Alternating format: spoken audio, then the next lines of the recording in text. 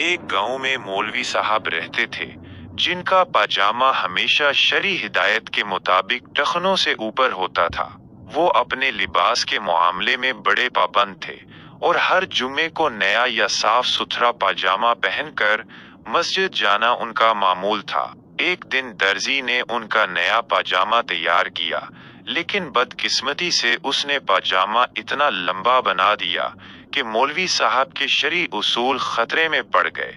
पाजामा जमीन को छू रहा था और मौलवी साहब का मूड वैसे ही जमीन को छूने लगा। मौलवी साहब ने घर आकर बेगम से कहा, बेगम, ये पाजामा जुमे से पहले 4 इंच छोटा कर दो, वरना शर्म के मारे मस्जिद में मुंह नहीं दिखा सकूंगा। बेगम ने सर हिलाया, लेकिन घर के कामकाज, बच्चों की लड़ाई और पड़ोसियों की गपशप में वो बात धरी की धरी रह गई। अगले दिन मौलवी साहब ने अपनी लाडली बेटी को पकड़ा। बेटी, तुम तो माँ से ज्यादा जिम्मेदार हो, ये पाजामा 4 इंच छोटा कर दो, जुमा करीब आ रहा है। बेटी ने जी अबू कहा, लेकिन फिर वो अपनी फेसबुक रील्स और टिकटॉक वीडियोस में खो गई। पाजामे का ख्याल उसके दिमाग से उड़ता चला गया। तीसरे दिन मौलवी साहब ने बहू को आवाज दी, बहू, तुम तो घर की रौनक हो, जरा ये पाजामा 4 इंच छोटा कर दो, वरना जुमा को क्या मुंह लेकर जाऊंगा। बहू ने मुस्कुरा कर कहा, जी अबू जी, अभी करती हूँ।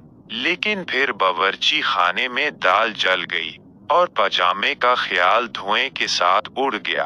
बिल आखिर जुमा का दिन आ गया। सुबह सुबह बेगम को अचानक ख्याल आया, अरे आज तो जुमा है, मौलवी साहब का पाजामा तो अभी तक लंबा है। वो दौड़े, पाजामा उठाया, कैंची ली और 4 इंच काट कर जल्दी जल्दी बखिया मार दिया। पाजामा रख कर वो मुतमईन हो गई कि अब मौलवी साहब खुश हो जाएंगे।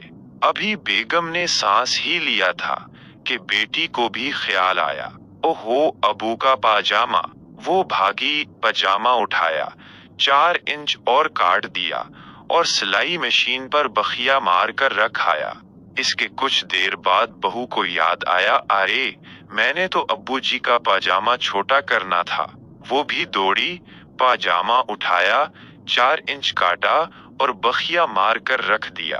अब पाजामा जो पहले शरई था, अब शरई से कुछ ज्यादा ही मुख्तसर हो चुका था।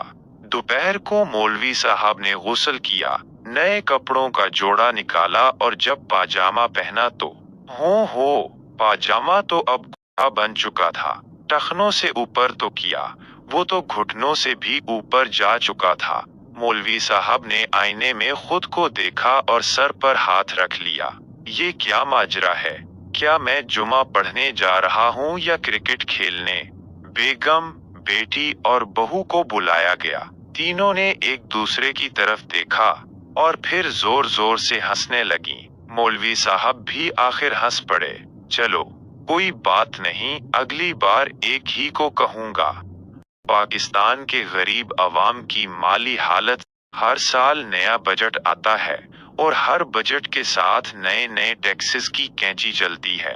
एक वजीर खजाना आता है, कहता है खसारा कम करना है और 4 इंच इनकम काट देता है।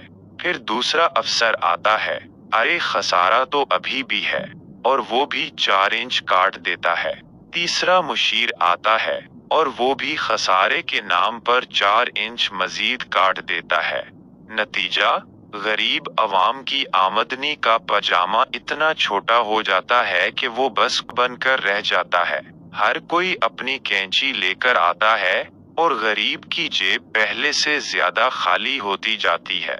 एक दिन अवाम आईने में अपनी हालत देखते हैं और कहते हैं, ये क्या माजरा है, हम तो बस जिंदा रहने की कोशिश कर रहे हैं।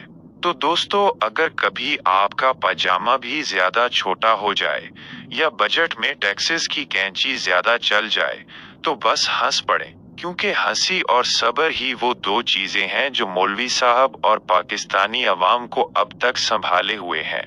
और हाँ, अगले साल का बजट आने वाला है तो पाजामे को पहले से ही थोड़ा ऊंचा कर लें, ताकि मजीद कटौतियों से बचा जा सके।